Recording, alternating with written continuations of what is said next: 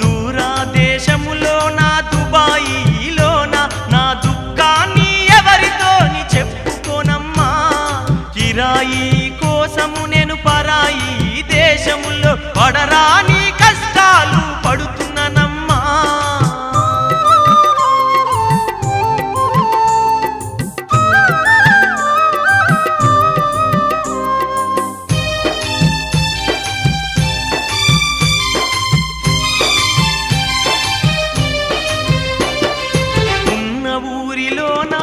కన్నవారితోని